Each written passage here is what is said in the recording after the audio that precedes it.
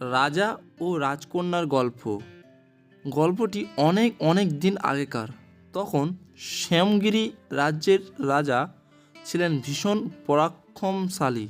তার সাহস ও বিক্রমের কারণে আশেপাশের রাজ্যগুলো তার অধীনে চলে আসে। তার রাজ্য হয়ে ওঠে ভীষণ বড়। সম্পদে ঐশ্বর্যে সেই রাজ্য ছিল পরিপূর্ণ। এত ক্ষমতাধর হয়েও শ্যামগিরির রাজা ছিলেন ভীষণ দয়ালু। দেশ ও দেশের মানুষের প্রতি তার ছিল অসীম ভালোবাসা। প্রজাদের সুখ দুঃখ আনন্দ বেদনা নিয়েই তিনি সারাক্ষণ ভাবতেন। ফলে সেই রাজ্যের মানুষেরা ছিল খুব সুখী। কোনো কিছুর অভাব ছিল না তাদের। তারাও তাদের রাজাকে প্রাণের চেয়ে বেশি ভালোবাসতেন। হলে কি হবে, এত শক্তি যে রাজার, এত সম্পদে পরিপূর্ণ যার ভাণ্ডার, এত বিশাল আর মহৎ যার মন, সেই মনের গভীর কোণে ছিল এক নিরাদুন বেদনা। দারুণ অসুখী ছিলেন সেই রাজা। সব থেকেও তার যেন কিছুই নেই। তিনি যেন ভীষণ একা। সারাদিন আনমনা হয়ে থাকেন, কারণ রাজার একমাত্র সন্তান, রাজ্যের রাজকন্যা খুব অসুস্থ। সে দাঁড়াতে পারে না, বসতে পারে না, কথা বলতে পারে না। দিনরাত কেবল তাকে বিছানায় শুয়ে থাকতে হয়। রাজকন্যার বয়স 15 হলেও তার দেখতে এখনও শিশুটির মতোই লাগে। ভীষণ কষ্ট তার, সবার মতো সে চলাফেরা করতে পারে না। মনের কথা বলার কোনো ভাষাও নেই তার। ক্ষুধা পেলেও কাউকে জানাতে পারে না। জীবিত থেকেও সে যেন মৃত। সবার মাঝে থেকেও সে যেন সবার থেকে দূরে। দিন যায়, মাস যায়, ঘুরতে ঘুরতে কয়েকটা বছরও চলে যায়। রাজ্যের সব বড় বড় ডাক্তার, কবিরাজ, হেকিম, বৈদ্যদের পালা শেষ। দূর দূরান্তের রাজ্য থেকেও বড় বড় ডাক্তারদের পক্সি খরচ ঘোড়ার করে নিয়ে আসা হলো, কিন্তু কিছুতেই কিছু হলো না। সকলেরই এক কথা, এ অসুখ কিছুতেই সারবার নয়। শেষে রাজা আর কি করেন, বনের দুঃখে যেন সব কিছুই ভুলে গেলেন তার প্রাণপ্রিয় দেশের কথা, প্রজাদের কথা, এমনি কি ভুলে গেলেন আহার নিদ্রার কথা। তারপর একদিন রাতের অন্ধকারে কাউকে কিছু না বলে বেরিয়ে পড়লেন রাজপ্রাসাদ থেকে। সবাই যখন গভীর ঘুমে অচেতন, তখন পোশাক পাল্টে চলে গেলেন রাজ্য ছেড়ে। দিন যায়, মাস যায়, কেউ আর রাজার কোনো সন্ধান পায় না। ঘুরতে ঘুরতে বছর খানেক পরে রাজা এসে পড়লেন এক জঙ্গলে। সে কি ভয়ঙ্কর জঙ্গল! বাঘ, ভাল্লুক আর নানা বিষাক্ত সাপে পরিপূর্ণ সেই জঙ্গল। এদিকে রাজার ভীষণ ক্ষুধা পেয়ে গেল। খাদ্যের সন্ধানে রাজা ঘুরে বেড়াতে থাকেন এদিকে ওদিকে সেদিকে। কিন্তু বনের ভেতরে এত গাছ, কোনো গাছে কোনো ফল নেই। অনাহারে তৃষ্ণায় রাজার প্রাণ যায়।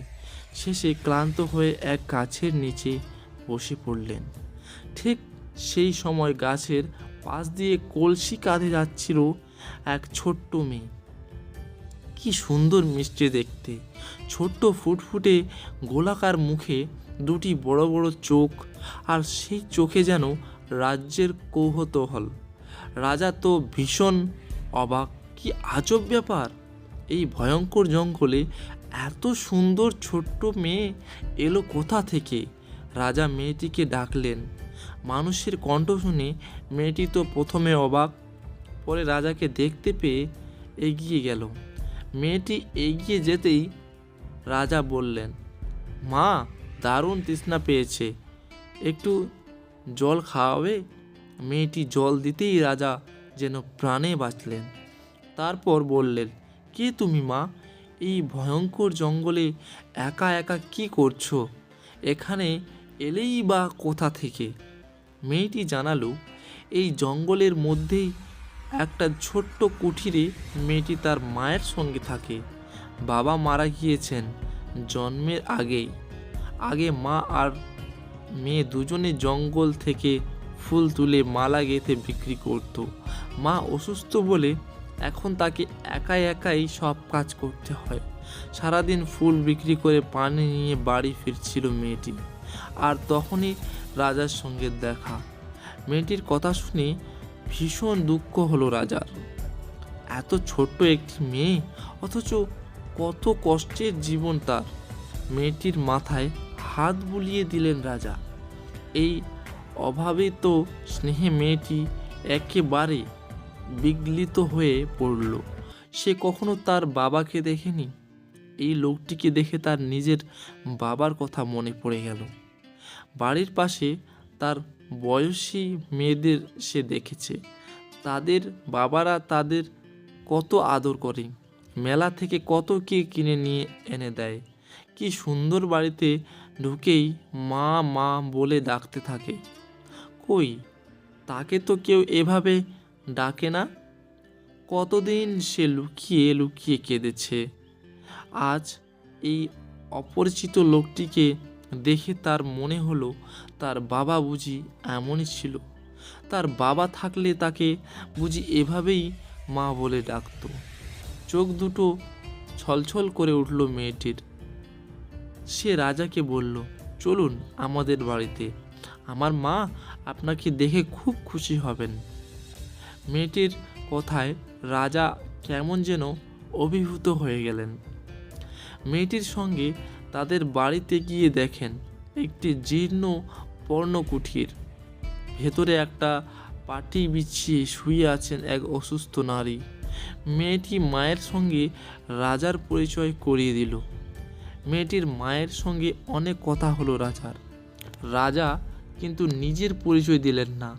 কেউ বুঝতেই পারল না যে তিনি আসলে একজন পরাক্রমশালী রাজা। কথা প্রসঙ্গে রাজা জানালেন, এই মেয়েটির জন্ম আর তার নিজের মেয়ের জন্ম একই দিনে। ভীষণ কৌতুক হলো রাজার। মেয়েটির প্রতি তার আরও তীব্র মমতা তৈরি হলো। সে সারাক্ষণ মেয়েটির সঙ্গে থাকে, তার সঙ্গে গল্প করে, তার জন্য বন থেকে ফুল কুড়িয়ে আনে। শেষে ফুল দিয়ে মেয়েটি মালা গাঁথে। এমনি করেই দিন যায়। মেয়েটিকে পেয়ে রাজা যেন সব দুঃখ ভুলে গেলেন। মেয়েটিও যেন ভীষণ খুশি। এই মানুষটিকে সেও এক সময় বাবা বলে ডাকতে শুরু করে দিল। এদিকে এক রাক্ষস টের পেয়ে যায় ব্যাপারটি। সে ভাবে, এমন করে তো আর চলতে দেওয়া যায় না। এভাবে চলতে থাকলে তো সে একদিন সমস্ত সত্যটাই বের হয়ে আসবে। যা করার এক্ষুনি করতে হবে। সবার আগে মেয়েটার ঘাড়ই মটকাতে হবে। যেই ভাবা সেই কাজ। একদিন বন থেকে রাজার ফিরতে দেরি হয়ে যায়। ওদিকে সন্ধ্যায় ঘনিয়ে আসে, বাবা তো ফিরছে না। দুশ্চিন্তায় মেয়েটি ছুটাছুটি করতে থাকে। ঘর থেকে বাইরে বেরিয়ে খুঁজতে থাকে বাবাকে। সেই সুযোগে রাক্ষসটি এসে মেয়েটির উপর ঝাঁপিয়ে পড়ে। মেয়েটি তো বাবা বাবা বলে চিৎকার শুরু করে দেয়। আর ঠিক সেই সময়ে রাজা এসে উপস্থিত। রাক্ষস বধের মন্ত্র তার জানা। বহু দৃষ্টি রাক্ষসকে এর আগে উচিত শিক্ষা দিয়েছেন তিনি। তিনি সরাসরি আক্রমণ করলেন রাক্ষসকে। আর যায় কথায়, দুজনের মধ্যে শুরু হয়ে গেল তুমুল যুদ্ধ। শেষ পর্যন্ত মন্ত্রের জোরে জয় হলো রাজারই।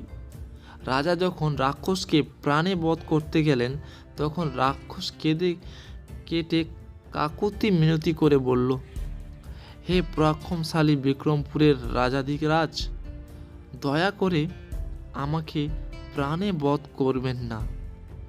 তার চেয়ে বরং আমাকে আজীবন দাস বানিয়ে রাখুন। বিনিময়ে আমি আপনাকে রাজাকে এমন এক সত্য বলবো, যার কারণে আপনার এত কষ্ট। কি সত্য? রাজকন্যার অসুখের পেছনে কোনো সত্য আছে নাকি? রাজার বেশ কৌতূহল হলো। তিনি রাক্ষসের প্রস্তাবে রাজি হলেন। তাকে না মেরে জানতে চাইলেন সেই সত্যের ইতিহাস। রাক্ষসটি তখন বলতে শুরু করলো, এই রাক্ষসের মা তক্ষকিনী রাক্ষসিনী, তাকে মন্ত্র বলে বোধ করেন রাজা। অপরাধ। রাজ্যের প্রজাদের ক্ষতি সাধন, তখন এই রাজ্যের রাক্ষস প্রতিজ্ঞা করেন মায়ের হত্যার প্রতিশোধ নেওয়ার সব কিছুরই বিনিময়ে হলেন রাজার ক্ষতি সাধন সে করবেই। আর সেজন্যই রাজার স্ত্রী যখন সন্তান শুভ না, তখন সে জাদু বলে রানীর গর্ভ থেকে রাজকন্যাকে সরিয়ে এক কুটিরের নারীর গর্ভে স্থাপন করেন। রাজকন্যার জন্ম হয় এই কুটিরে। এই মেয়েটি আসল রাজার মেয়ে। বিক্রমপুরের রাজকন্যা, ওদিকে রাজার ঘরে জন্ম নেওয়া অসুস্থ শিশুটি আসলে রাজকন্যার অর্ধাংশ। ওদের দুজনকে যদি কোনো পূর্ণিমার রাতে এক বিছানায় শোয়ানো যায়, তবে তারা দুয়ে মিলে সম্পূর্ণ মানুষে পরিণত হবে। রাক্ষসের কথা শুনে রাজা মেয়েটিকে বুকে জড়িয়ে নিলেন। মেয়েটিও তার মাকে নিয়ে ফিরে এলো রাজপ্রাসাদে। বহুদিন পর রাজাকে পেয়ে প্রজারাও ভীষণ খুশি। সঙ্গে রাজকন্যা পাওয়ার খবরে তাদের তো আনন্দ আর বাদ মানল না। তারপর এক পূর্ণিমা রাতে দুই রাজকন্যাকে এক বিছানায় শোয়ানো হলো। পরদিন সকালে দেখা গেল ঘর থেকে বের হয়েছে এক অনিন্দ্য সুন্দরী রাজকন্যা। দিন দিন সে বিদ্যা বুদ্ধিতেও তার পারক্ষমতার পরিচয় দিতে লাগলো। রাজকন্যার রূপ গুণের প্রশংসা ছড়িয়ে পড়ল দেশ দেশান্তরে। বিক্রমপুরের রাজা, রাজকন্যা, প্রজা সবাই মিলে সুখে শান্তিতে দিন কাটাতে লাগলো। আর সেই দুষ্ট রাক্ষস রাজার দাস হয়ে দিনরাত তাকে করতে হয় শক্ত শক্ত কাজ। এভাবেই সে তার অন্যায়ের প্রায়শ্চিত্ত করতে থাকে।